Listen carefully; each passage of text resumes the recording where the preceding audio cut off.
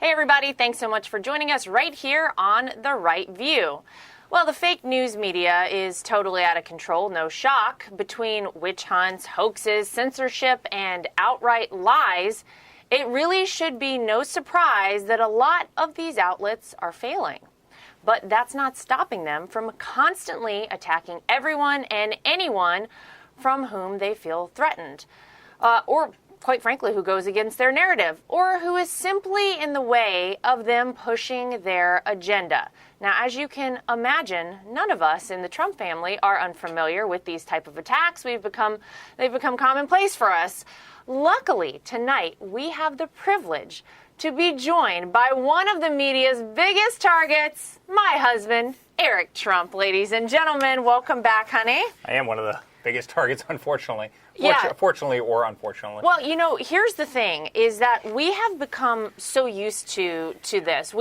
If you don't experience it, you don't understand that the way the media, by and large, manipulates a story, the false narrative that they try to push forward, the way they attack us. If you haven't experienced it or you aren't close to somebody like us, you just would believe what they put out there. Now, fortunately, there are about 75 million Americans who I think saw how bad the media had become. Now, one of the most recent examples of these attacks from the left was just this past weekend when the fake news media attacked a charity organization that rescues dogs. Now, I happen to play an incredibly small role in this organization. They asked me to be their honorary co-chair starting in 2018. They have been having events at Trump properties from well before 2018. I am not on the board. I don't make any decisions. I literally show up to an event to encourage people to donate money to dogs that need homes, that need to be rescued. They rescue dogs from around the world. It is so outrageous. And by the way, I'll say one other thing. You write a check to that organization, right? Which I pay for my own plane tickets to fly down to this event. I actually, this past weekend, had to fly my mom to New York because I don't want to say who, but somebody couldn't fully handle the brunt of dealing with two children while I was gone. But, okay, we're talking about a plane ticket for my mom, plane ticket round trip for myself, donated money of my own that I always have to this organization for the several years that I've been involved with them. And then the fake news media, Huffington Post, again, no shock, put out this really ridiculous story that suggested that because I was this honorary co-chair, that I was, quote, funneling money from this dog charity to your dad, to Donald Trump. Like, are you kidding me? This stuff is so crazy. And here's the thing, and I know you feel the same way. We can take it. We always do, but here's where I have the problem. I have the problem when it impacts other people, when it impacts charities, and no one knows better about that than you. Yeah. Because in the beginning of your dad being president of the United States, I think before he even took office, after he was elected, you were forced to step away from a charity that you started at 22 that raised money for children dying from the most terrible diseases known to mankind. All of the donations went to St. Jude Children's Hospital, and it was terrible. For people that don't know, maybe fill them in on that. Yeah, well, listen, it was very simple. You remember, I went through this whole thing, but I started a foundation for St. Jude Children's Hospital. I think the best pediatric cancer hospital in the world, by far, bar none. They're in the middle of Memphis, Tennessee. They take in the worst stage 4 cases of cancer, and they're miracle workers. What they do, the lives they save, they're incredible. They're incredible. If you go there, and you've been there with me many times. If you go there, you'll just never be the same. I mean, thinking of what these little innocent children, the age of our kids, 1, 3, sometimes older, sometimes younger, what they're battling through, the leukemias, the this and that. And St. Jude is the best in the world at saving their lives. And I started a foundation called the Eric Trump Foundation at, actually even earlier than 22, at 20 years old. We ended up raising well over $20 million at the lowest expense ratio in this country. Our cumulative expense ratio is 9% off of that money. Excuse me, let me just pause you there. The lowest expense ratio of any private charity in the United States of America. Go on. Yeah. Well, at least one of the absolute lowest. Our credit card processing was 4.5%, right? So this was 9% total expense ratio. And because Hillary Clinton was getting killed every single day in 2016, they decided to come after me. So a kid with big ambitions, wanting to save the lives of others, they attacked savagely. They went to the Attorney General. They had the Attorney General launch investigations. Obviously, they didn't go anywhere because it was perfect. It was run perfectly. But I had a 9% expense ratio. When you look at the biggest charities in the country, and there's many great ones, but look at the biggest charities in this country, their expense ratios are 50, 60, 70%. In so many cases, there was one of the biggest, which is one of the most famous, where they literally have a 90% expense ratio. Look at the expense ratio of the Clinton Foundation. I'm not even going to throw out the name because I don't want to do that, but look at the expense ratio of the Clinton Foundation, where G4s were getting paid for. People were flying lavishly all around the world, eating caviar dinners. Literally, we were flying coach and eating McDonald's, right? Because we wanted every single penny. We didn't have a paid employee for this, right? I know. But these people want to destroy lives. And effectively what they did to me, right, where they say, Eric Trump steals money for it. We held the events at Trump Properties because we paid. Because why wouldn't you hold them at your own properties? Because we'd have 600 kidding? people, and we could call up every food vendor, and we could call up every ice sculpture person. And I remember Eric being on the phone with people. I never saw you work harder than you did to get pennies off of a dollar from, major companies. I don't even want to name names, whether it was for beverages, whether it was for performers. We had people donate everything because everything went to the kids, and that's what it was all about. We'd call up the performers from The Apprentice, right? John Rich and all these great guys, and they would come in and they would put these concerts on that were phenomenal. We would call up our food vendors and say, listen, we give you guys a lot of business. Could you help us out? Could you help out the kids at St. Jude? Do you mind donating food to this wonderful event? And every single time they did it, that's why we didn't have a paid employee. We'd be upstairs stuffing envelopes, myself and a bunch of friends. And me. And you. Setting up the events, the couple of days leading up to it. We always had a big... And you know what? We did that out of pure love, and they wanted to destroy that. And the first year, I'll never forget, the first year we raised $250,000 roughly. The next year we doubled it, and we doubled it, and we doubled it, and we doubled it. And we got such great momentum. And then all of a sudden, 2016 comes along. Eric steals money from charity. These people are disgusting. And by the way, it's the Washington Post. It's Huffington Post. Huffington Post. It's Forbes. It's all these people. They hate my father. They hate his platform. They hate that he has a voice to millions and millions of Americans, and they'll do anything to try and destroy it. And they did that with you. So you paid for your own plane ticket this weekend. You went down. You raised millions of dollars for shelter animals that were otherwise going to be euthanized. You made a big contribution of your own to the organization, quite frankly, anonymously, because that's who you are as a person. You spoke, you were away from your kids for the entire weekend, and then they'll come up with a story saying that, we profited off of it. And it's absolutely disgusting. It's who these people are. And you see what the Washington Post, did with the whole call with Georgia this week. Every single day they take a story and they manipulate it and they change it, and they'll reach out to quotes from 100 people. And by the way, so oftentimes I'll get the emails, hey, this guy just reached out to a quote from me. By the way, this is what I sent back. The Trumps are wonderful people. They work very hard. They're incredibly honest. Yeah, they don't print those quotes. And don't never have I ever seen one of those quotes in the paper. But they will print the nasty, negative stuff because they want to get Trump. And that's their MO. That's all they care about. The problem that I have here is that there's almost no retaliation for people like us, which is why we've decided, look, you could say whatever lies you want to say about us. We know who we are. The people we love and who are close to us know that we're good people. But once you become a public figure, you can no longer sue when people lie about you, on television, in the newspaper. The problem I have is the damage is done by these people, and they don't care. They don't care that they wrote lies. They don't care that there are thousands of dogs that might die at their hands because they hate Donald Trump so much that they would rather tarnish the image of this incredible charity. By the way, Big Dog Ranch Rescue happens to be the largest cage-free, no-kill shelter in the United States of America. The job that this organization does is above and beyond any charitable organization that rescues dogs, for which I have, been involved, that I've been involved with ever. And it was an honor to go down, but that's the problem, is it doesn't even matter now if they write a retraction. They don't care. No, but here's what happens. And look at the Mueller, look at witch hunt, look at Russia, look at all these things, right? Russia was a total hoax. It came out that it was a total hoax. Mueller found absolutely nothing, right? I mean, they found out that it was a fake dossier, that it was paid for by Hillary, that it was paid for by other political operatives. And guess what? They don't write a retraction.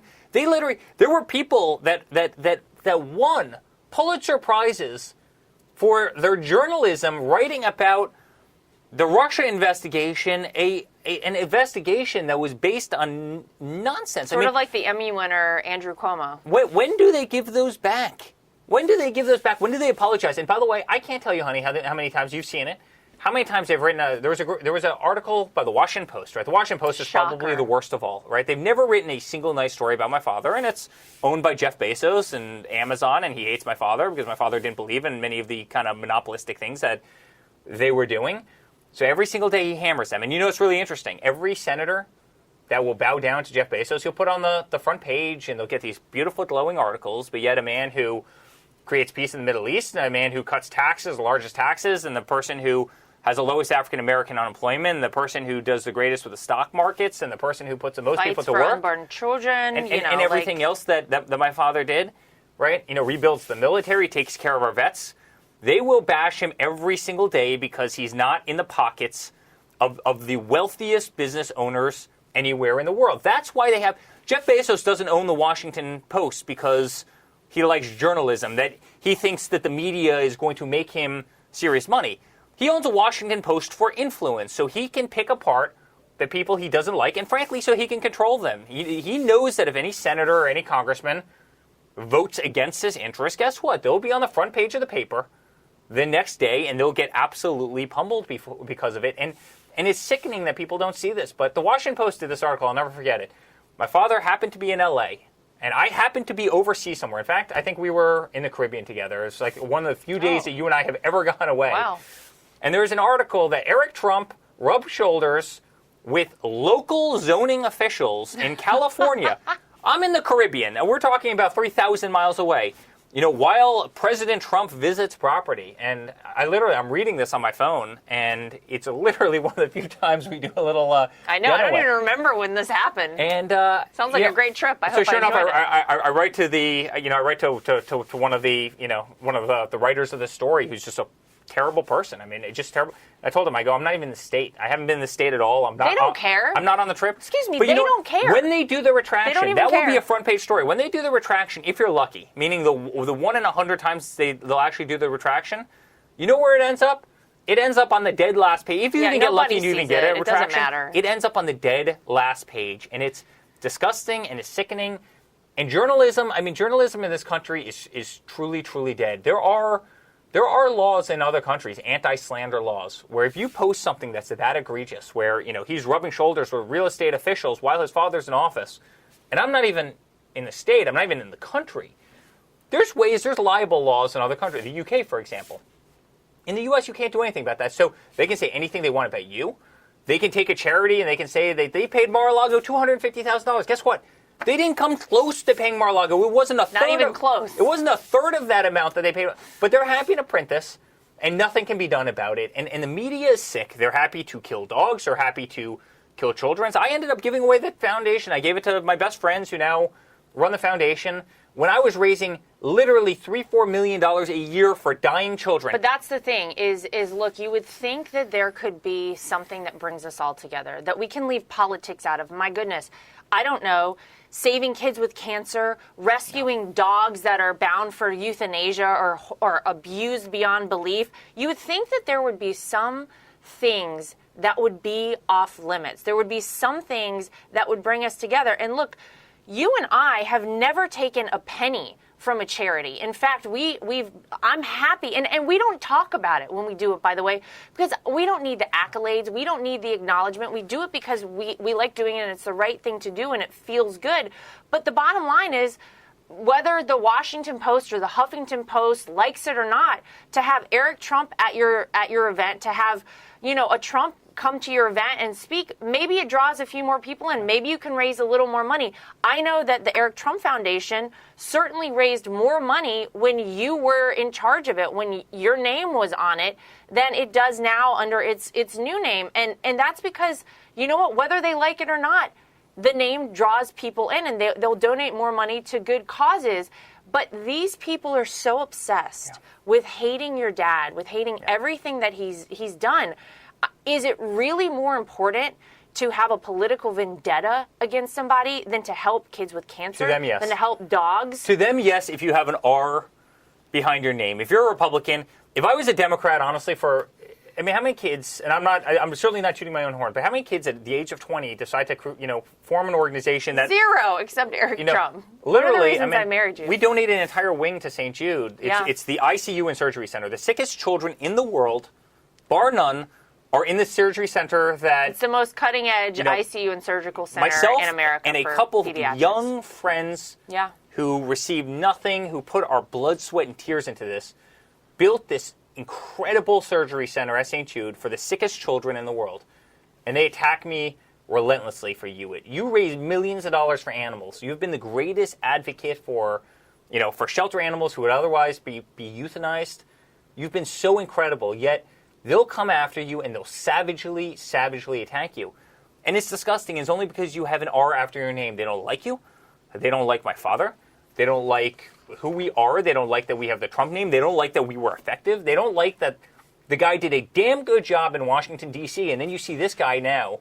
The guy can't get a sentence out without, he can't walk across the south lawn of the White House without, and they have so much animosity that they'll do anything and they'll say anything, and there's zero ramifications for what they do, and it's horrible. It's absolutely horrible. It It's really got to has to change. But you know what? It's not going to change until people start calling out the Bezos for owning a paper only for one reason, and that's for exerting influence. And you know what pisses me off, honey? And I'm sorry to get worked up about this, but this is a place to do we're already it. there. We're here.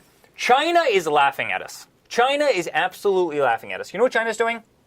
They're focused on building the biggest navy in the world. They want to dominate our Pacific fleet. There's no question about this. They're trying to build intermediate range ballistic missiles to sink aircraft carriers and other, right? They're trying to control space. They're trying to control electronics. They're going out and they're trying to control all the rare earth minerals around the world. They're buying up every single mine and every single port, and they're bribing every single official in, every African and in many other countries as well.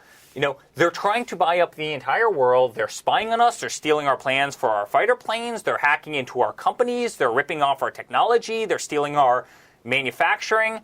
They're making everything more expensive for the United States. They're certainly behind so many of the, they're not thrilled that we've got the largest gas reserves in the world, that we've got the largest oil reserves in the world, because those are resources that they could only dream of, right? So they sit there and they have this checklist, which is, how are we going to be the dominating power by 2035? How are we going to do it, right? And they go, bang, bang, bang, bang, bang. We're going to control all these sectors. We're going to do all these things. We're going to steal all these technologies. These are the things that we're going to do societally. You know what we're doing? We're being attacked by the Washington Post for raising tens of millions of dollars for charity. That's right. We're being attacked by Forbes because they have nothing better to do. We're being defamed every single day. Nancy Pelosi is trying to impeach my father after my father is no longer even in office. They're trying to rig elections. This is what they're doing in this country. It is a waste of time. They're trying to raise taxes. They're literally closing down the oil reserves of this country. They're shutting down pipelines. They're leaving the southern border, which has hundreds of miles of wall built because of my father, that was working impeccably. They'll have the wall slats sitting there like my phone is on the ground. Like on the ground. They have to put up 2 more slats of wall or 3 more slats of wall. They'll have 100 miles of wall going this way. They'll have 100 miles of wall going that way. And one missing. And they that's have on the one ground. little gap, and they'll order them. You immediately stop putting in that wall. They won't even let them close in that gap. These people are truly sick, and China is going to eat our lunch. If this is the attitude of this country, under the Biden administration, under the corrupt media, China will absolutely be eating our lunch. We don't stand a chance against them. We better get our priorities in line. We better get honest about the true issues of our country. We better have fair journalism, because that's what's supposed to separate us from these other, countries around the world, these other third world countries, these other places of communism that lack law and order. Yeah, they're called banana republics. That's what's supposed to separate us from them. And honestly, it's in many cases lately, we're not much different. We're not much different. Normally, we take a commercial break. But I feel like we're on such a roll here. I'm just going to roll right through this with my husband, Eric Trump, here joining us if you've just joined. It came out yesterday, and you brought this up a few minutes ago, that there was an absolutely fabricated phone call between your dad and the Secretary of State in Georgia. And the Democrats, of course, pounced right on this. This is what allowed for the second impeachment hoax. It's really outrageous. Of course, Washington Post used an anonymous source that reported that your dad pressured the Georgia Secretary of State's chief investigator, Frances Watson, to, quote, find the fraud, promising that she would soon be a national hero. Now, outlets, of course, we know how this goes. One outlet posted, they all run behind it, and then nobody fact checks, nobody cares. All these outlets, ABC News, PBS, USA Today, CNN, all these outlets pick up the Washington Post story. They run articles with the fraudulent quote emblazoned in the headline, and now it comes out that it was all fake. Yeah, they made all of this up. They did not have the actual transcript of the phone call as it happened. They just picked apart pieces that they liked. Do you think they're going to be called out on this? Are there any ramifications for these folks? No, there's no ramifications for them, because if you're a public figure in this country, it's very tough to sue. It's very tough to sue for slander. I mean, the rules don't apply to you, and we have a First Amendment right in this country, and there's nothing more important. Meaning, the First Amendment is the First Amendment for a reason, right? But you don't have the First Amendment to lie and say, hey, guess what? The whole Ukrainian hoax, that was based on a conversation as well. My father released the conversation because it was a perfect conversation, because they had people who were sources. Sources say that on the call he said X, Y, and Z. My father goes, I never said that. And by the way, here, and thank the Lord that the White House taped that call. Yeah. And he could literally, say, here it is. Give the digital Knock file yourself of this thing. But they did the same thing there. So he said this, a source says. Now they never name the source. They just pick words Always that they would anonymous. otherwise say that Trump would say, and they hand it over. They spoon feed this. This is headline news every single day for the Washington Post and the New York Times and CNN and MSNBC, and they all run with it, and they're all distributed the same talking points. It's amazing when they talk about this. They all use the same. That's the highest form of treason. Seems like a coordinated effort, doesn't it? It seems a little bit like, well, you know what the Washington Post did, though? They were called out because the Wall Street Journal actually posted the full audio, and it very clearly shows that the story that the Washington Post ran was ridiculous. Now, all they did, the Washington Post, and this is all they do, and this is all they will ever do, is put at the top of the story a little like asterisk, some of this was misquoted. Well, the damage is done, and they don't care. They really don't care what they've done. They won't run that retraction on the same placement as the article was originally in, right? They won't do it. They'll stick it at the very, very back, or as you said, they'll put the little asterisk in there, and guess what? They got their clickbait, and that's all these people are looking for. That's right. They got their clickbait, and the damage is done.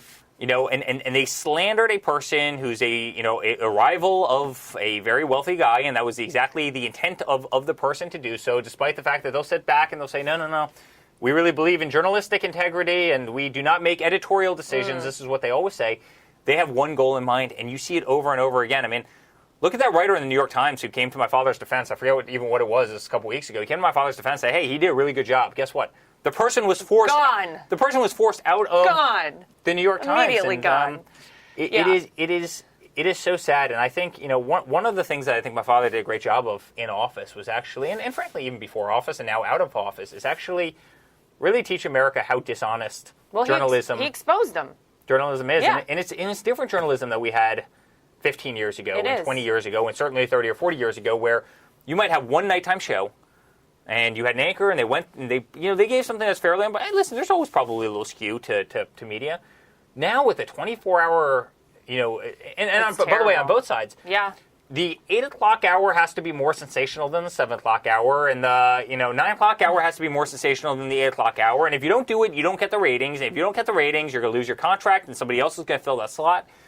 And it creates a slippery slope of nonsense. I mean, look on Twitter, look on any of these social platforms now. It's read the headline and then actually go read the article. Most of the time, the headline is a total misrepresentation, but they're doing it because they want you to click on there, and they want to get your. And unfortunately, we're the largest targets of this in the world by far, bar none. And it's why they'll attack your charity, and it's why they'll try and destroy my ability to raise millions of dollars for dying children who frankly need the help. But let me ask you this. I thought, gosh, maybe I'm crazy. Wasn't the goal all along to get Donald Trump out of the White House? Wasn't the goal that we didn't want Donald Trump in charge of the country? Because don't forget what they said before your dad got elected. The stock market was going to crash. We were going to bankrupt America. We would be in endless wars. All the opposite of what ultimately happened when your dad became president. He exposed them all. He exposed the swamp. He was fighting back and fighting for the American people. So, gosh, I thought the goal was they were attacking your dad because they wanted to get him out of the White House. He's gone. In case nobody noticed, Joe Biden, and Joe probably didn't even notice himself, is president of the United States right now. So you got what you wanted, yet they are not focused now on the current occupant of the Oval Office, of the White House. You know why? We have illegal immigration crises going on Joe our Biden southern is border. boring as shit. Let me just say it. That's why they're not. I hate to curse on a podcast, but that's why they're not focused on the guy. The guy can't get out a word. His policies suck. His policies are frankly anti-American, right? You see, he still hasn't talked to the press, and he's been in office for, I don't even know, 55, the longest 60 days. in 150-something years that a president hasn't had a press conference, and they don't want to put him on the stage. It's no different than why they were hiding the guy in his basement in Wilmington, Delaware. I mean, they don't want to put him out there. His policies stink. Oil prices, gas prices. Gas prices still going up, folks. Gas prices were $2.50 3 months ago. Yeah. Today, they're $5.50. Literally, gas prices in this country have gone up by $3 in certain areas. It's insane. His policies suck. He's boring. They don't want to talk about it. And one other thing, honey. They're absolutely petrified of Donald Trump in 2022 because they know the Republicans are going to 24. No. They're petrified of him in 2022 because they know using his influence, right? We're going to take back the House. Because not only are we going to take back the House, so many of the people who were never really, kind of the rhino Republicans, they put themselves into retirement, and you're going to have a new crop of people come in who are even going to be stronger than the House you have. So not only will you have the House, but you're going to have a stronger House, right? So that's one thing. They're also petrified of 2024, and that's why you see, look at the way they weaponize the legal system. Look at the way they weaponize the legal system in the state where you literally have, attorney generals and district attorneys who ran on the promise of getting Trump, of suing the hell out of Donald Trump, getting Her him name out, is Letitia James. getting him out of the White House, making his life miserable. And guys, when do the politics stop? When do they stop?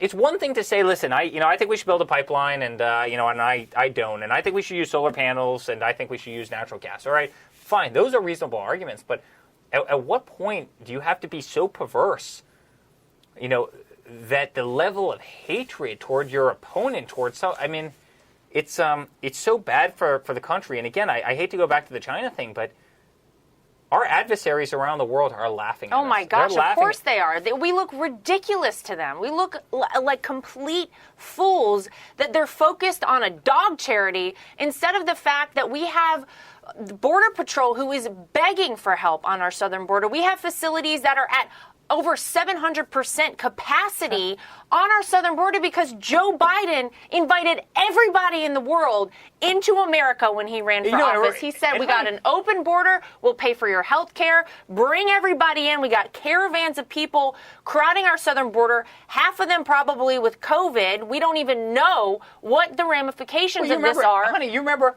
And we're not even paying attention to it with our media. Trump was putting people in cages. Now, oh, God. The most humane thing about immigration under my father is no one was making the trip north because they knew it was going to be much tougher. That's actually a very humane thing, right? Yeah, because this trip, by the way, is so dangerous and so treacherous. We've all seen the videos and photos of these, children that are drowned in the Rio Grande as they're crossing. The women that come up through the southern border, a quarter of them are sexually assaulted, and it's probably a lot higher than that. You're right. The best thing you could possibly do, the most humane thing and conscionable thing to do would be to say never make that trip because it is so dangerous. And if you come to our southern border, we want to have immigrants in America, but you have to come in the legal way. You got to go through the process. That is the best thing to do. Illegal immigration went down by 90% under my father's leadership. And now you look at it where 110, 120, 130,000 people are coming in a month. And by the way, you know who's laughing all the way to the bank? The cartels. Oh, The cartels. This is a dream for them. That's all they do drugs, they do human trafficking, yeah. right? Where they're making every single person who comes up, pay large stipends of money for the privilege of being able to walk across their quote unquote turf. The cartels are laughing all the way to the bank. People are dying. There's nothing humane about what's happening. It's actually the least humane thing. And guess what? And Biden's leaving that gap in the wall that's 40 feet wide, allowing people to walk in totally unchecked. It's disgusting. It's disgusting. And you know what? The media ignores it. They say, yes, they're very humane. These facilities are very humane. Yet, under my father, when you had 1/10 the amount of people in there, they were called locking kids in cages. And but I think it's got to stop. It think, has to stop. Look, the reality is, you kind of alluded to this. The media needs your dad. The mainstream media is desperate to keep Donald Trump around and to talk about him because Joe Biden is boring. Joe Biden doesn't give them anything. The greatest is when your dad used to come out on the way to Marine One and say, okay, let's go. Who's got a question? That was Let's speak to the fake news. That was really amazing. They loved to hate him, and they need him desperately. So ultimately, I think that's what this is all about. Look, whatever happens, I hope some of these people realize the damage that they're causing. I hope they realize that we're trying to do good things for people, for animals, whatever it is. In fact, our 2 dogs are here. They've been stepping on my microphone the entire time because that's the kind of family we are. We've got dogs in the studio. But truly, it's so disturbing to see what has happened, the links that they'll go to. I hope some of these people have a bit of a conscience. I hope when they lay their heads down at night, they realize that you might think you're hurting our family. You're ultimately hurting kids with cancer. You're ultimately hurting, dogs out there that otherwise could be rescued, that would have great homes. We don't do these things to get attention. We do them because they're the right things to do.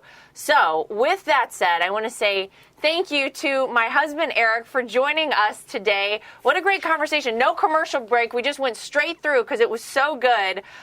And we hope that you'll come back and visit us very soon. Thank you, honey. I love being on your show, and I love you very much. Oh, thank you very much. All right, everybody. Well, that'll do it tonight for us right here on The Right View. We will see you back here next time.